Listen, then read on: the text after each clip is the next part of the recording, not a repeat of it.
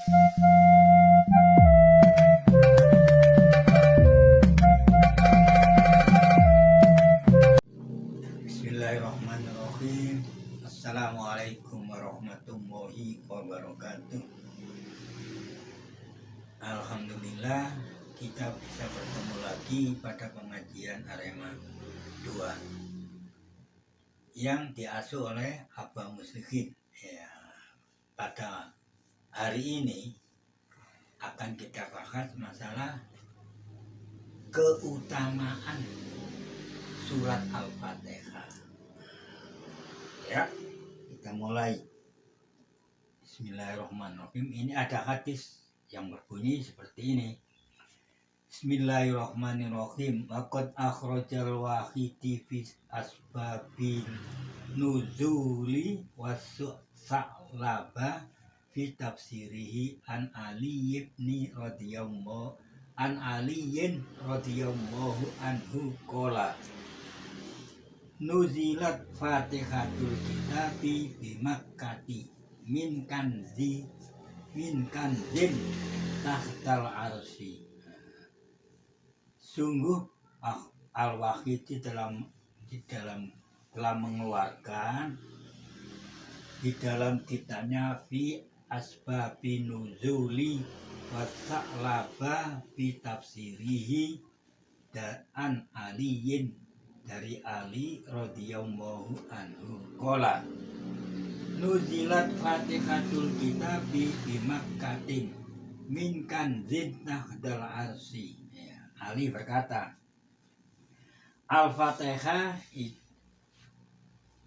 Al-Fatihatul kitabi diturunkan di Mekah min kanzin tahdal arsy.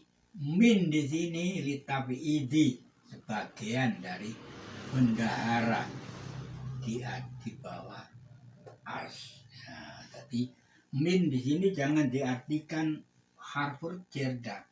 Betul, dia tuh menjerkan ini. Cuma ini litabiidi.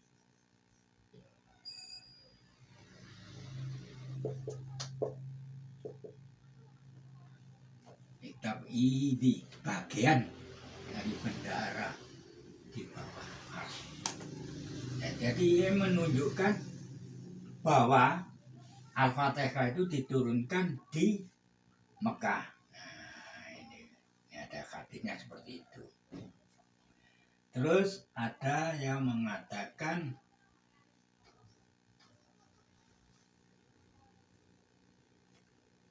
akhrajahu Ibnu Abi Saibah fi Musnafi wa Abu Sa'id ibn Arabi fi Mu'jamihi wa Tabarani fi Awsati min tariqi Mujahidin an Abi Hurairah.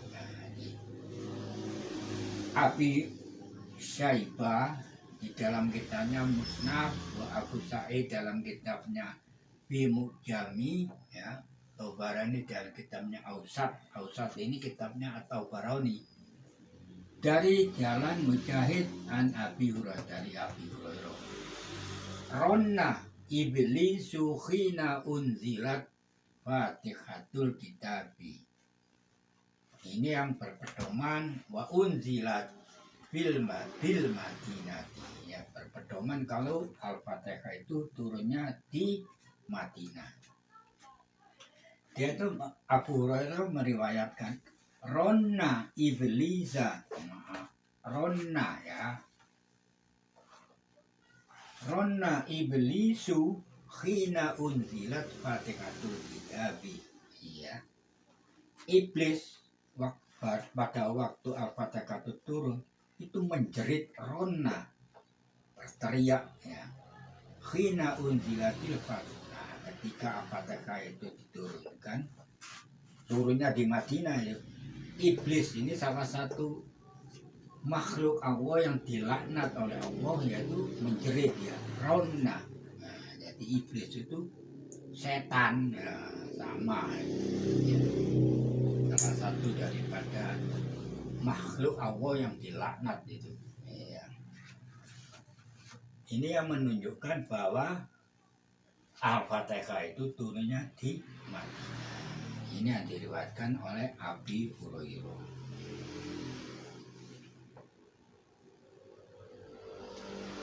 Dan yang menunjukkan hadis turunnya Al-Fatihah itu ada lagi ini. Al-Bukhari wa Ahmad wa Abu Dawud wa Nasa'i min hadisin Abi Sa'idil Mu'la anna Rasulullah sallallahu alaihi wasallam qala lahu lau aliman naka a'dama suratin fil Qur'ani qabla an takhruja minal masjidi fa akhadha biyadi falamma arada an yakhruja minal masjidi qalat ya Rasulullah sallallahu alaihi wasallam innaka qultu lahu aliman naka a'dama suratin fil Qur'ani qala na'am alhamdulillahi rabbil alamin hiya sab'ul masani wal Qur'anil azimi alladzi utitu. Ini hadis yang jadi Al-Bukhari dan Imam Ahmad dan Abu Dawud wa Nasa'i dalam hadisnya dari Abi Sa'id al-Mu'la anna Rasulullah sallallahu bahwa Rasulullah itu ya la u'allimannaka, lam ini lam ibtida. Ibtida.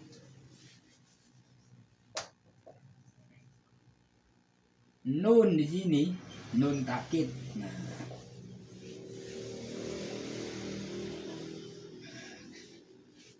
Hamzah di sini fa'il. La u'allimannaka, sungguh nah, aku akan mempelajari, memberi pelajaran kepadamu. Nah, ini apa makna ini? A'dama suratin, surat yang paling agung. Nah, karena apa A'dama ini dibaca A'dama sebagai maf'ul bi daripada u'allimuka. Jadi ini isim tabdil ini.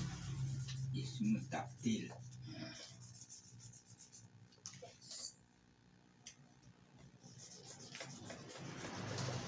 Isim tabdil sebagai mufrad saja fil Qur'ani. Ini halun qabla an takhruja minal masjidi. Jadi Rasulullah mengatakan, sungguh aku akan memberi pelajaran kepadamu. Apa itu? Atau masuk surat yang paling agung di dalam Al-Quran itu. Qabla an takhruja minal masjidi, sebelum kamu keluar dari masjid. Maka fa'akhoda biyadi, maka dia Rasulullah itu memegang, mengambil, meraih kedua tanganku. Falamma aroda an yakhruja minal masjidi, tatkala dia itu mau keluar ya, dari masjid, qolat kultu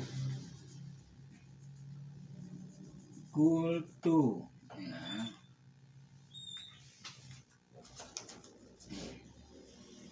Saya berkata, ya Rasulullah sallallahu alaihi wasallam, innaka qultu la u'allimannaka a'dama suratan fil Qur'an. Ya, jadi kembali lagi tuh. Kamu ya Rasulullah, sungguh kamu akan memberi pelajaran padaku surat yang paling agung di dalam Al-Qur'an itu. Qala na'am, Rasulullah menjawab na'am, ya. Apa itu? Alhamdulillahi rabbil alamina hiya sab'ul masani wal Qur'anil azimi ladzi utitu. Jadi Al-Fatihah itu menurut hadis ini yaitu termasuk surat yang paling agung ya di dalam Al-Qur'an, dan sab'ul masani dan Quran yang paling agung yang pernah saya telah diberikan kepadaku. Gitu. Ini hadis ya. Ada lagi hadis yang menunjukkan bahwa Al-Fatihah itu hadis yang mengatakan wa akhraja Muslim wa Nasa'i wa Tirmidzi, ya, wa sahihahu min hadisi Abi Hurairah man shalla sholata lam yaqra fiha bi ummil qur'ani fa ya hidajun salasan ghairu tammatin. Ya, ini hadis saya baca di sini di Fathul Qadir, tafsir Fathul Qadir halaman 19 juz awal. Akhraja Muslim wa Nasa'i wa Tirmizi wa sahihahu min hadisi Abu Hurairah. Ya. Man sholla sholata lam yaqra biha di umil Qur'ani fa yahidajun salasan ghairu tammatin. Ya. Katanya Abu Hurairah itu, man sholla sholata, barang siapa yang sholat, ya, lam yakro, tidak membaca, fiha, di dalam sholatnya itu, bi umil Qur'ani, yaitu Fatihah ini, bi umil Qur'ani bahwa hidajun salasan, maka dia itu tidak sempurna sampai dia berkata 3 kali ghairu tammatin, tidak sempurna, kosong, sholatnya kosong itu. Jadi siapa saja yang sholat tanpa membaca Al-Fatihah itu bahwa hidajun, yaitu tidak sempurna sholatnya, maksudnya itu. Dan lagi ada hadis yang mengatakan masalah basmalah sekarang. Basmalah, bismillahirrahmanirrahim, itu namanya basmalah. Julukannya itu basmalah.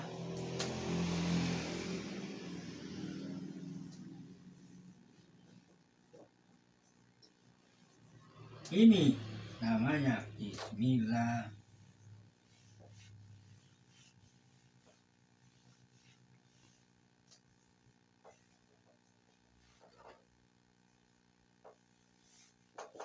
Iya. Jadi kalau kita membaca sering itu pertemuan majelis taklim, ya, itu Kak, marilah kita awali dengan bacaan basmalah. Ya ini, nah, kita harus membaca bismillah ini, basmalatun. Nah.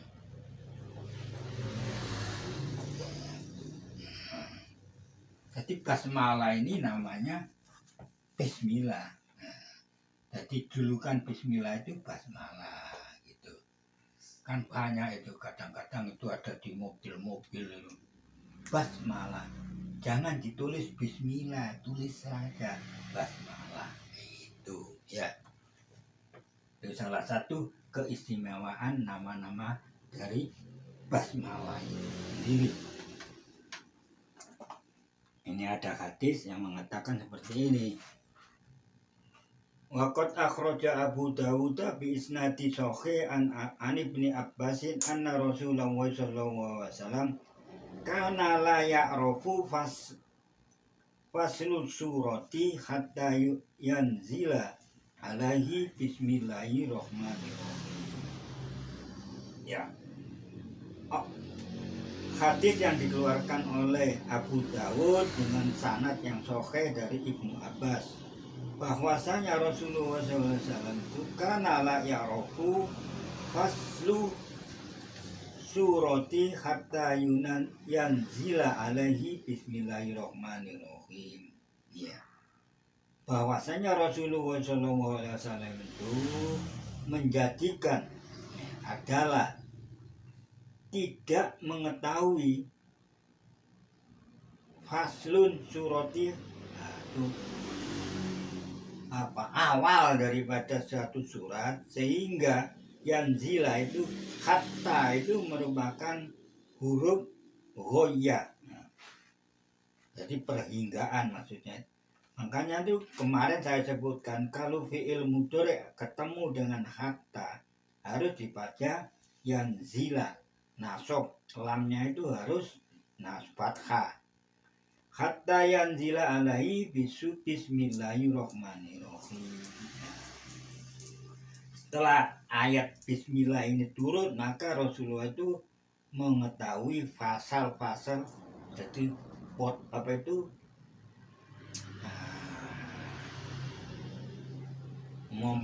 umpamanya ini ya, Al-Baqarah diawali dengan dengan bacaan basmalah. Terus masuk pada surat Ali Imran itu ditulis bismillahirrahmanirrahim. Nah, itu jadi istilahnya memotong ya. Tadi memotong-potong satu surat itu harus diawali dengan basmalah. Ada lagi hadis yang mengatakan Faqad akhraja Nasa'i fi sunanihi wa Ibnu Khuzaimah wa Ibnu Hibban fi sahihihima wal Hakimu fi Mustadrak an Abi Hurairah annahu shalla fajahra fi qiraati bil basmalati wa qala ba'da'an faragha inilah hukum sholat Nabi Rasulullah Sallallahu Alaihi Wasallam. Jadi ini ada hadis yang disohek dari Ibnu Hibban di dalam kitabnya Soheha wal Hakim dalam kitabnya Mustadrak dari Abi Hurairah bahwasanya dia sholat mengeraskan dalam qiraatannya bil basmalati, yaitu bacaan bismillahirrahmanirrahim dengan jahar. Qala setelah itu anfarogo dia ini Abu Hurairah itu mengatakan, aku sungguh paling menyerupai kamu sekalian tentang sholatnya pada Rasulullah Sallallahu Alaihi Wasallam. Jadi baca basmalah itu jahar sebelum Al-Fatihah, maksudnya gitu. Ada lagi ini dalam Al-Hakim di dalam kitabnya Mustadrak an Ibnu Abbas dilaksanakan Rasulullah sallallahu alaihi wasallam yadharu bi bismillahirrahmanirrahim summa qala Jadi sebelum baca Al-Fatihah itu diawali dengan basmalah dengan suara jahar. Itu pendapat ini satu. Terus ada yang berpendapat bahwa basmalah itu di dalam sholat yang berasal dari Muslim an Aisyah qalat kana Rasulullah sallallahu alaihi wasallam yaftatahu sholata bitakbiri. Rasulullah itu menjadikan sholatnya itu membuka dengan sholatnya dengan takbir. Jadi basmalahnya itu tidak dikeraskan, langsung alhamdulillahi rabbil alamin. Terus ada lagi hadis dalam kitabnya As-Sahihaiini dari Al-Bukhari dan Muslim dari Anas qala sholaitu khalfa Nabiyya sallallahu alaihi wasallam. Jadi Anas ini sholat di belakang Nabi dan sallallahu alaihi wasallam dan Abu Bakar wa Umar wa Utsman makanu yastaftahuna bil hamdulillahi rabbil alamin. Jadi tidak dijaharkan basmalahnya. Jadi jangan disiri, tidak ada tuntunan ya. Kan banyak itu mubalik itu sebelum baca Al-Fatihah dia baca sebagian mubalik yang nggak ngerti ya. Basmalahnya itu siri, umpamanya gini Bismillahirrahmanirrahim baru dikeraskan, ini tidak ada tuntunan ya, tidak ada menurut hadis ini loh ya.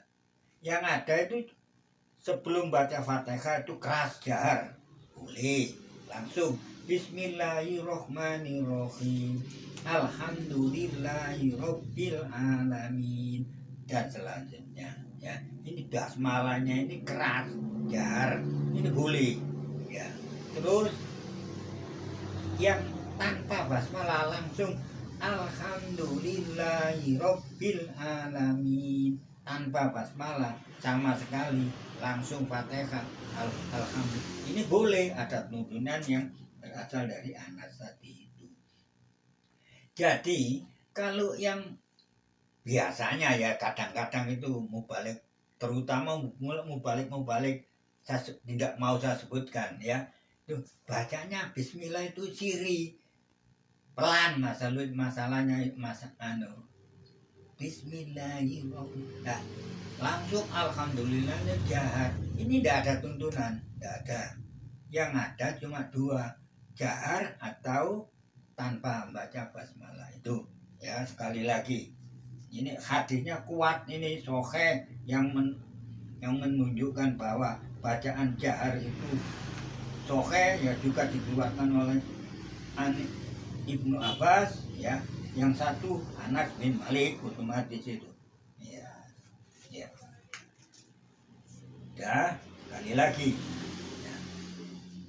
Jangan baca basmalah waktu sholat itu dengan bacaan siri, pelan istilahnya itu. Jangan, tidak ada tuntunan. Yang ada itu cuma dua, jahar atau tanpa basmalah, maksudnya langsung Alhamdulillahirabbil alamin.